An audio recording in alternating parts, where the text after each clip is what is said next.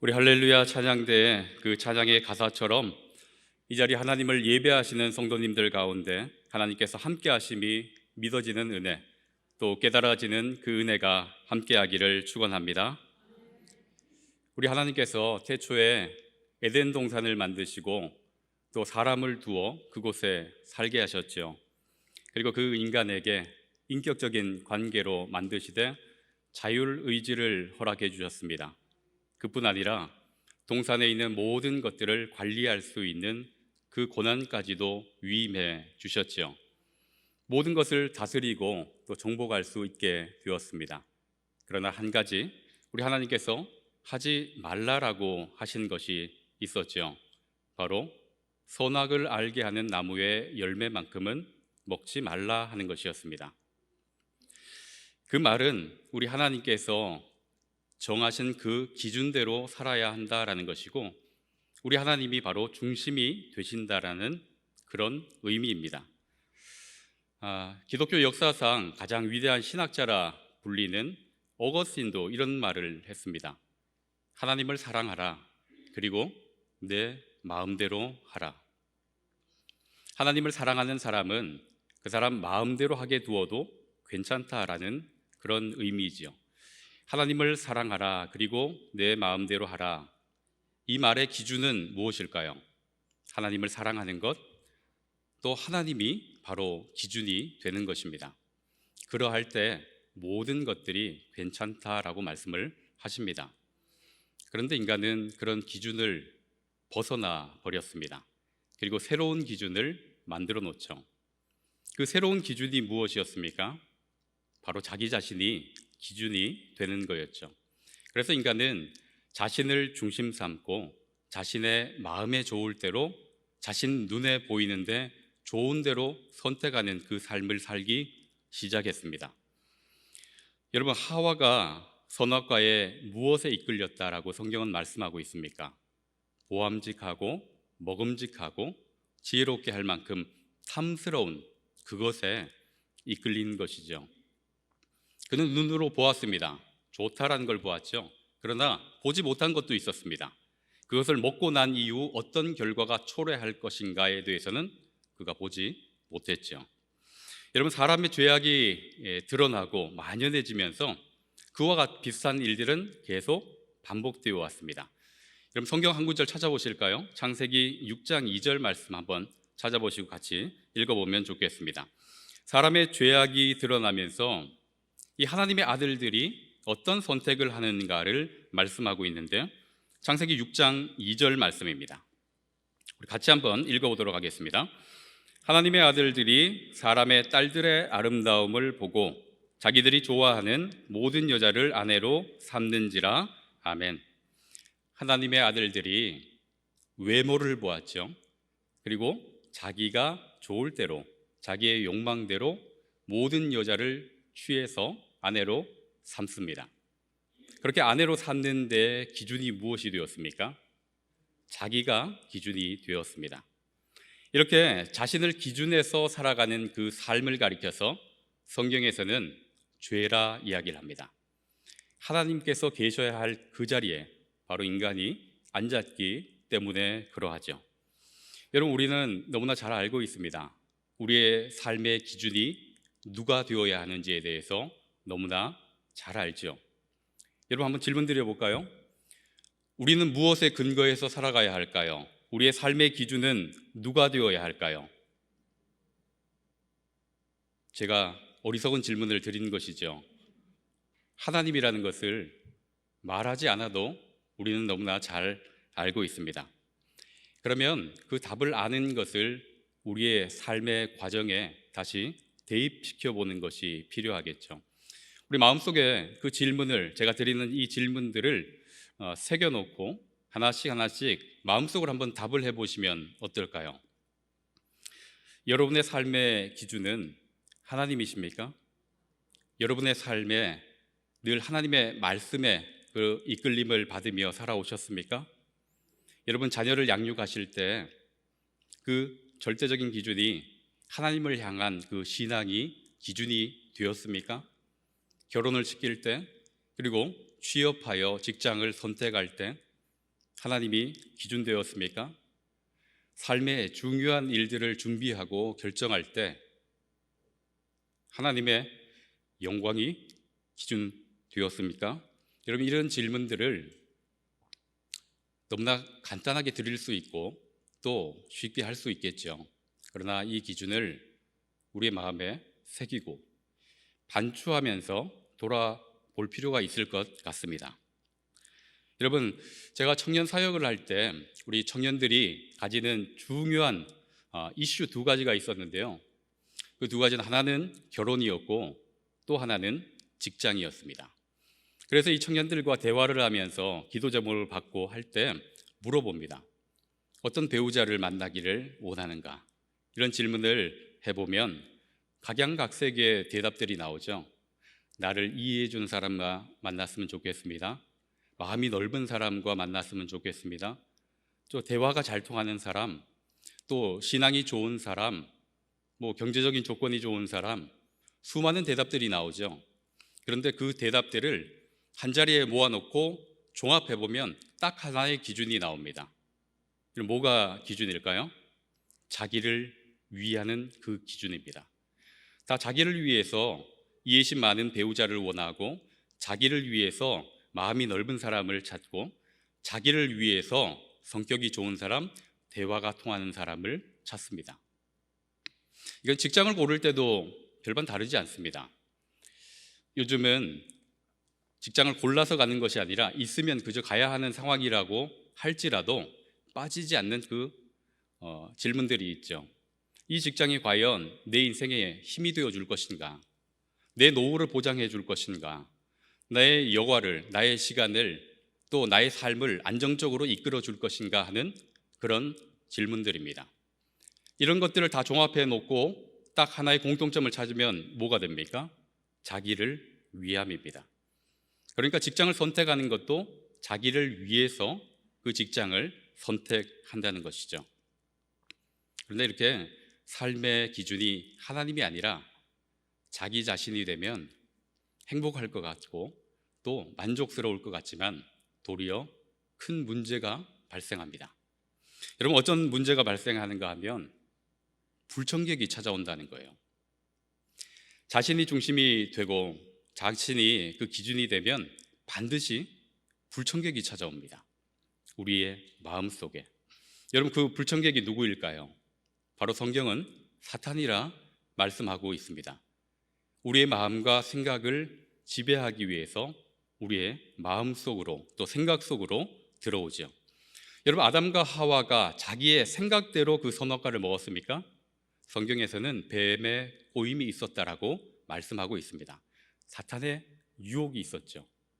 여러분, 가룟 유다가 예수님을 팔 때 자기의 생각대로 예수님을 팔았다고 말씀합니까?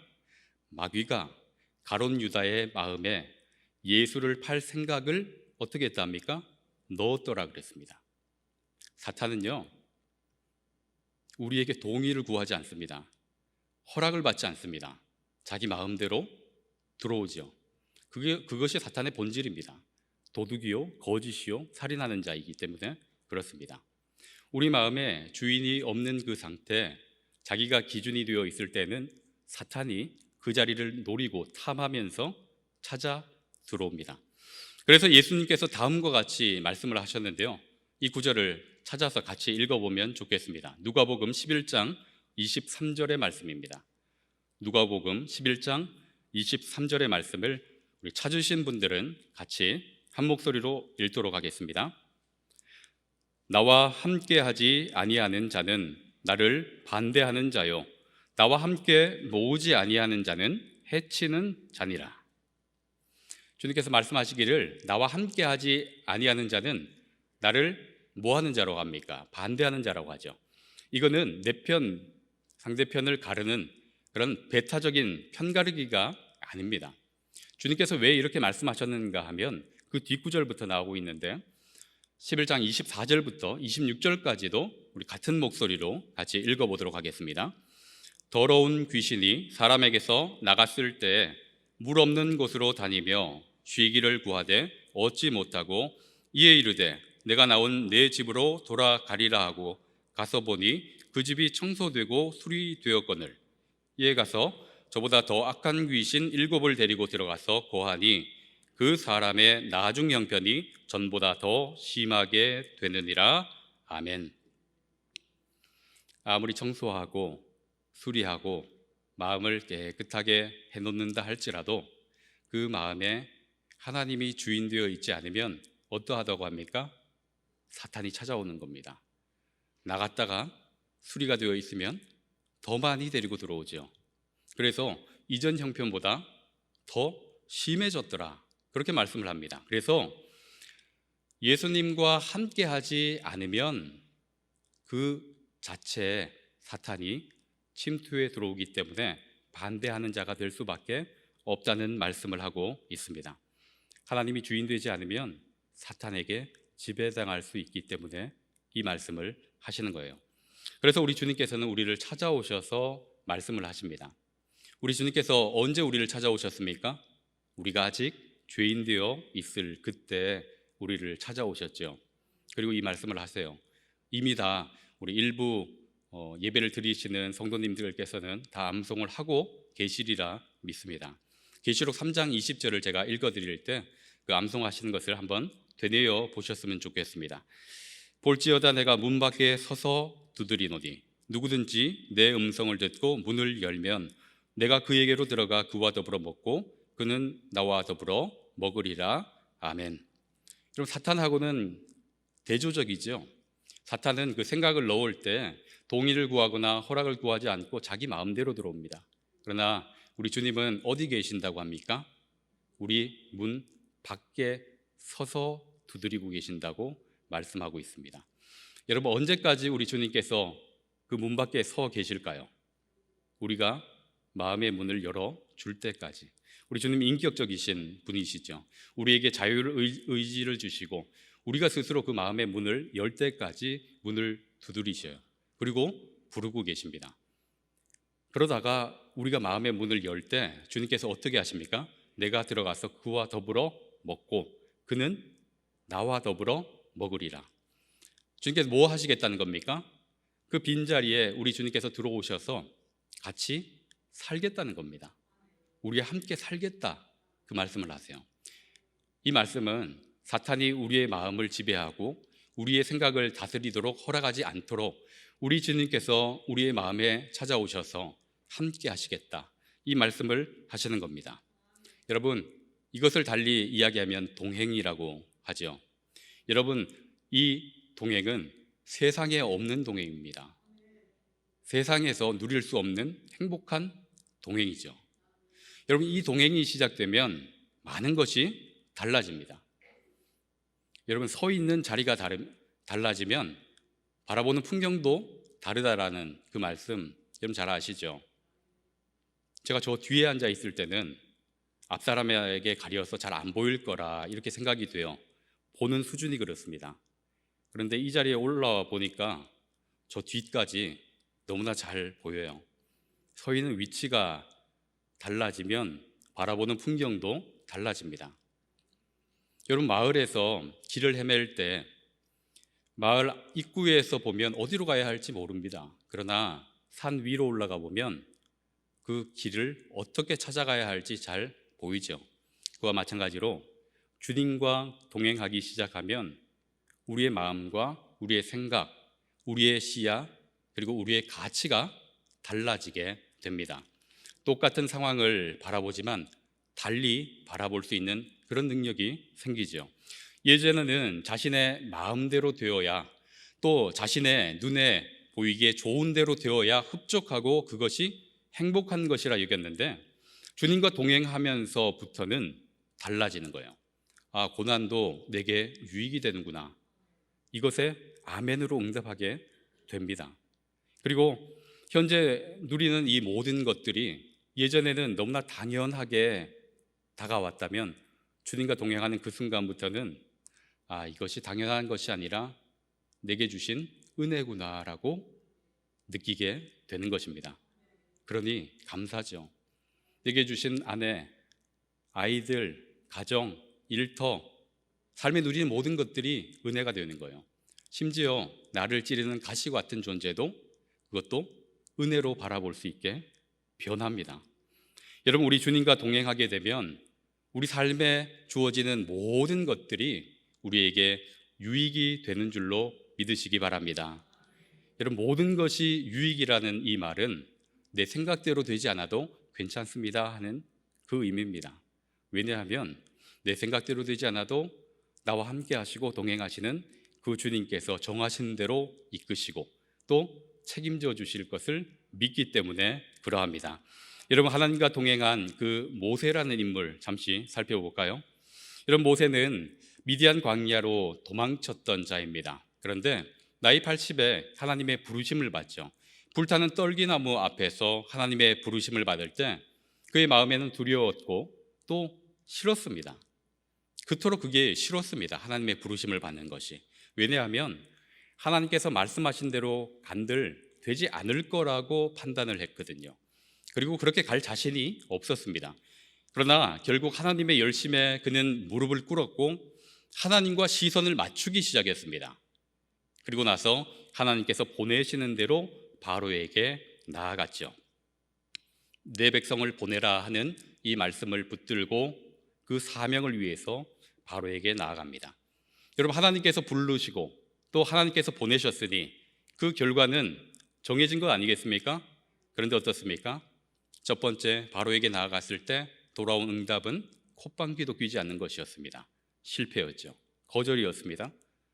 또다시 나갑니다. 하나님이 다시 보내시죠. 두 번째 갑니다. 두 번째는 성공했습니까? 또 거절당합니다. 세 번째는요? 또 거절당하죠. 그렇게 해서 몇 번째까지 갑니까? 10번째까지 갑니다. 무려 10번의 거절을 당한 겁니다. 10번의 실패를 경험한 거죠. 여러분, 거절당해 보셨습니까? 인생 살아가면서 거절당하지 않는 인생은 없겠죠.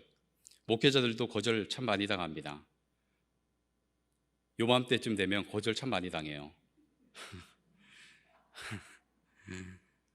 저도 거절을 몇 번 당했는데요. 구역장으로 은퇴하시거나 또 사정이 생겨서 못 하시게 되면 하실 만한 분에게 연락을 드리죠. 권사님, 우리 집사님 좀 섬겨주십시오. 사정을 이해하는데 거절을 당해요. 그럼 마음이 어떨까요? 위축되고 주눅들고 의기소침해져요. 그러면 다른 분에게 전화하는 것이 또 망설여집니다. 한참을 망설이는 거예요. 전화기를 붙들고도 기도를 하죠. 주여. 들었다 놨다 들었다 놨다. 오늘 할까 내일 할까? 기도가 부족한가? 더 기도할까? 거절당할까 봐 두려운 거예요. 두려워서 그 일을 반복하죠. 거절당하는 것이 이렇게 두렵습니다. 그리고 모두가 다 싫어하는 거죠. 거절당하는 것을 기뻐하는 사람이 어디 있겠습니까? 그런 심정으로 모세의 이 모습을 보면 그 심정이 얼마나 마음이 불편했겠습니까? 하나님의 명을 따라서 바로 앞에 나아갔는데 그것도 싫다는 사람을 억지로 앉혀놓고 그래도 순종해서 나아갔는데 무려 10번을 똑같이 반복하고 상황은 더 악화되어 가고 그러니 그 마음이 어떻겠습니까? 그런데 모세는 어떻게 합니까? 보내실 때까지 갑니다. 왜 그런가? 하나님께 시선을 맞추고 그 하나님과 동행하고 있었기 때문입니다. 여러분, 히브리서 11장 27절 말씀 마지막으로 한 번만 찾아볼까요? 히브리서 11장 27절 말씀에 바로 이 모세의 이 모습을 한 절로 요약해 놓았습니다. 히브리서 11장 27절 말씀을 우리 같은 목소리로 같은 마음으로 한번 읽어 보도록 하겠습니다. 모세는 믿음으로 애굽을 떠나 왕의 노함을 무서워하지 아니하고 보이지 아니하는 자를 보는 것 같이 하여 참았으며. 모세는 바로를 보지 않았어요.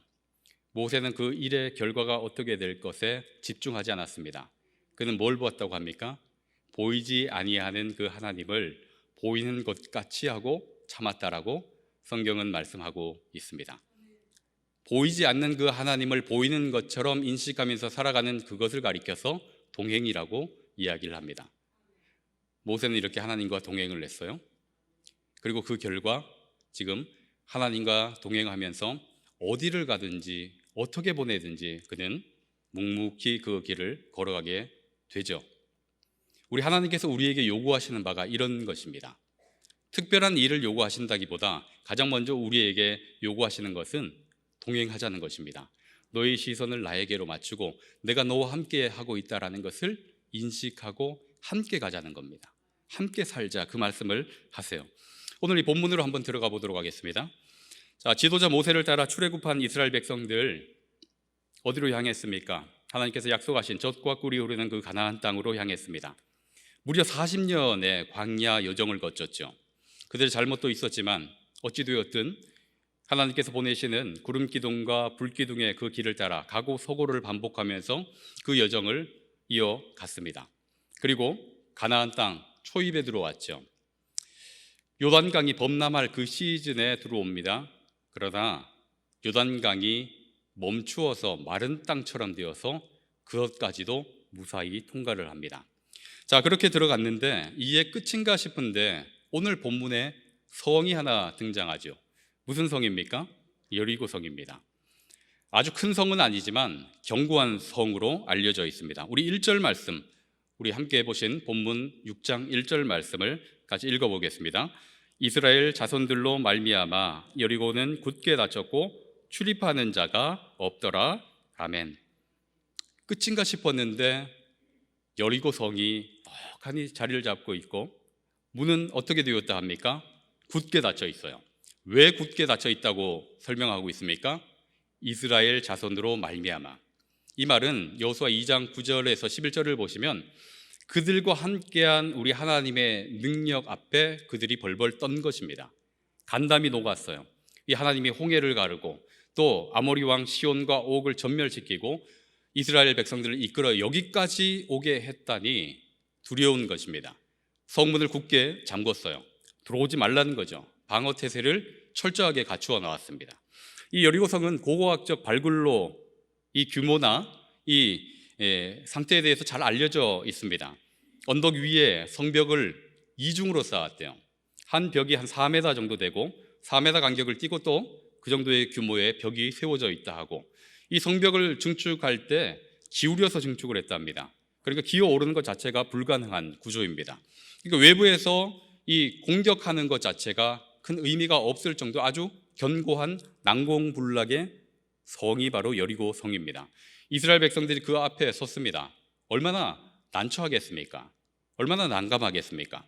그런데 여러분, 아무리 난공불락의 성이라 할지라도 하나님의 언약보다 강한 것은 없는 줄로 믿으시기 바랍니다.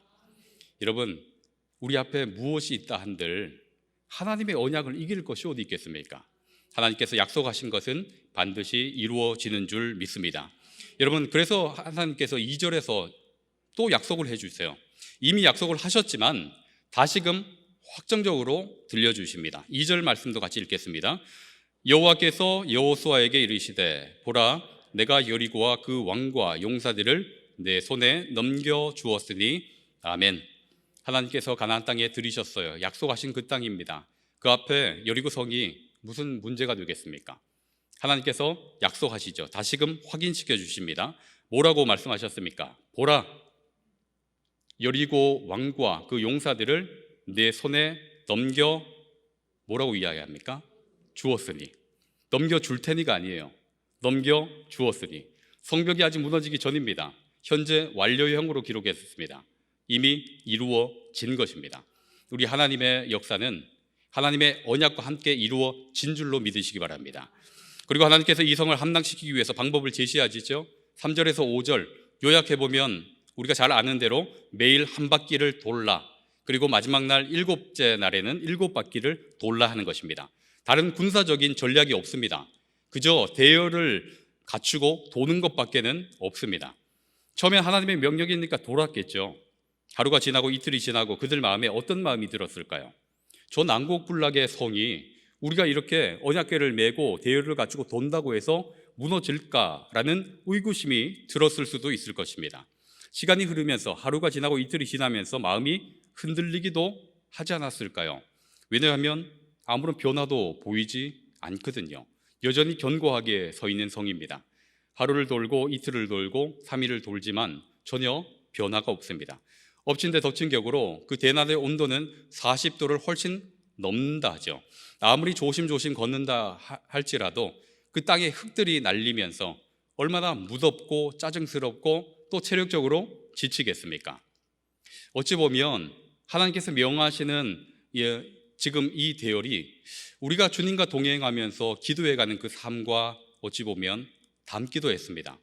하루, 이틀, 한 달, 두 달, 1년, 2년 기도하지만 변화가 보이지 않아요. 그러나 하나님께서는 그렇게 하라 하십니다. 막막하지요. 그런데 이 10절에 보시면 이스라엘 백성들에게 이렇게 말씀을 하고 계십니다. 우리 10절 말씀도 같이 읽어보도록 하겠습니다. 여호수아가 백성에게 명령하여 이르되 너희는 외치지 말며 너희 음성을 들리게 하지 말며 너희 입에서 아무 말도 내지 말라.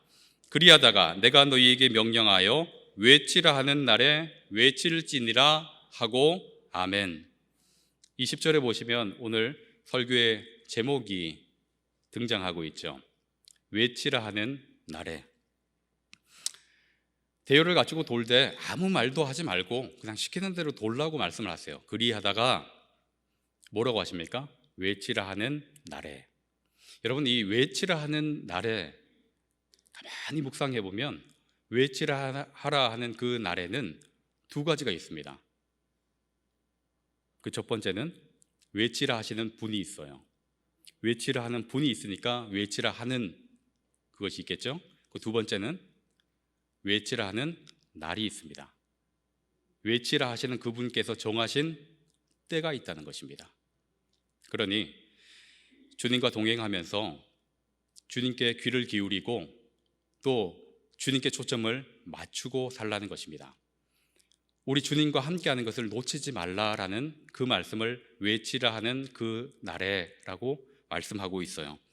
그러면 우리 하나님께서 언약하시고 행하시는 것이 정하신 그때에 이루어질 것이라 약속하시는 것이죠. 사랑하는 성도 여러분, 우리가 믿음의 여정을 걸어가다 보면 이 여리고 성과 같은 문제와 장애를 만날 때가 반드시 있습니다. 좁게는 우리 개인의 문제들이죠. 건강이나 가정의 관계나 신앙이나 물질이나 우리 이 자리에 계신 분들이 가지고 있는 그런 문제들이 바로 여리고 성과 같이 우리 앞에 떡하니 자리를 잡고 있습니다. 좀 더 넓게 보면 사회적인 문제들이고 또 구조적인 문제들이 있습니다. 우리 모두가 같이 겪고 있는 코로나19 같은 것들도 바로 우리를 가로막고 있는 여리고 성과 같이 느껴집니다. 오늘 우리는 북한 동포 사랑 기도회를 드리고 있습니다. 북한의 저 악한 정권, 언제까지 지하 교인들이 숨죽이며 기도하고 또 하나님을 바라고 있어야 할까 답답하죠. 여리고 성과 같습니다. 그러나 이 모든 여리고 성과 같은 문제, 숨막히고 턱턱하게 우리를 괴롭히게 하지만 그러나 주님께 시선을 맞추고 동행하신다면 염려가 없을 줄로 믿습니다. 주님께서 정하신 때 뭐 하시겠습니까? 말씀하시고요. 또 우리에게 외치도록 허락해 주실 것입니다. 그때까지 우리에게 필요한 것은 묵묵히 주님과 동행하면서 주님께서 하라는 대로 따라가는 것입니다. 주님과 동행하는 것, 그것이 우리에게 필요하죠. 그러다 주님께서 외치라 하실 때 우리가 외치면 어떻게 되는가? 바로 허물어지는 역사가 우리의 삶에 드러나게 될 줄로 믿습니다. 여러분, 인생의 앞날 한 치 앞도 모른다고 했는데 이 코로나로 인해서 더욱더 분명해졌습니다. 어느 누구도 가보지 못했고 어느 누구도 예측할 수 없고 어느 누구도 말할 수 없는 상황이죠. 바로 우리의 앞날 우리가 모릅니다. 그런데 코로나로 인해서 더 분명해진 게 있습니다. 우리 하나님께서는 그 길을 아신다 하는 것입니다. 그리고 그런 아시는 주님께서 우리에게 약속을 주셨습니다. 세상 끝날까지 내가 너희와 함께 하리라. 이 약속이 우리에게 있으니 우리는 그 주님과 동행하면 그러면 충분할 줄로 믿습니다. 그러니 여러분 앞에 어떤 문제가 있든지 또 어떤 것이 가로막고 있든지 믿음을 잃지 마시고 또 하루 이틀 기도에 돌고 있는데도 불구하고 변화가 없을지라도 우리 주님께서 외치라 할 그때 외치면 그것이 허물어질 줄로 믿습니다. 그러니 그 정한 날을 여러분 소망하시고 또 그날을 바라보시면서 외치라 하는 그때 외치고 허물어지는 그 역사를 우리 모두 함께 목도해 보실 수 있기를 주님의 이름으로 간절히 축원합니다. 기도하시겠습니다. 하나님 아버지, 주님께서 외치라 하시는 그날까지 주님과 동행하며 잠잠히 믿음의 길을 갈 수 있도록 인도하여 주옵소서. 인생의 여리고성을 만날 때 두려워하지 않게 하시고 말씀하시고 일하실 주님을 신뢰하게 하여 주옵소서. 그리하여 주님께서 우리 앞에 막혀 있는 모든 것들을 허무시는 것을 보게 하여 주옵소서. 예수 그리스도의 이름으로 기도하옵나이다. 아멘.